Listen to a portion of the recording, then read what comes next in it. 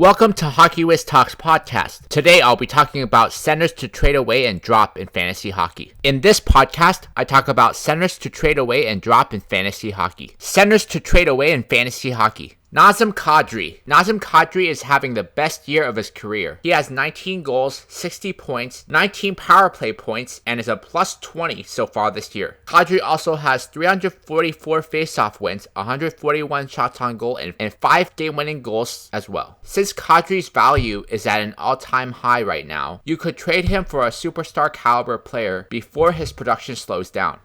Joe Pavelski. Joe Pavelski has been red hot lately after getting off to a slow start to the season. He has 19 goals, 48 points, 14 power play points, and is a plus 15 so far this season. He also has 219 faceoff wins, 53 hits, 115 shots on goal, and 1 game-winning goal so far this year. Pavelski is likely to get traded at the deadline, and how well he fits on his new team is unknown, so it would be best to trade him away at peak value.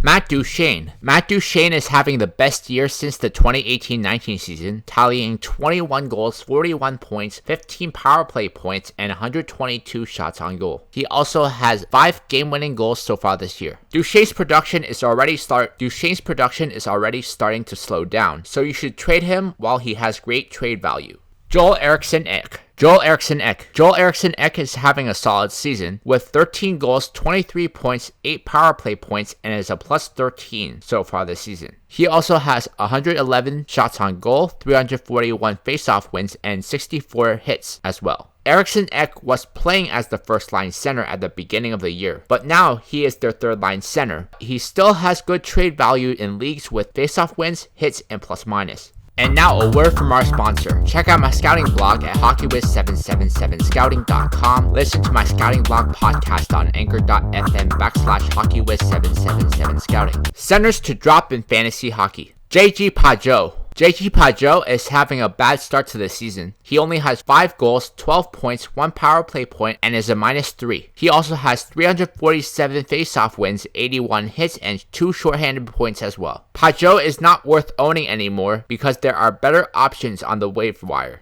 Jeff Carter had a good start to the season, putting up 12 goals, 24 points, and 4 power play points, along with 120 shots on goal, 359 faceoff wins, and 54 hits. With Evgeny Malkin back, Carter is playing in a third-line role and will get much less ice time. If you are not in a deep league, there are better options available on the waiver wire. Nico Hischier has 8 goals, 24 points, 6 power play points, and is a minus 6 so far this season. He also has 408 faceoff wins as well. Hischier is only valuable in fantasy leagues that counts faceoff wins. If it doesn't count that category, Nico should be dropped because he does not put up points consistently enough.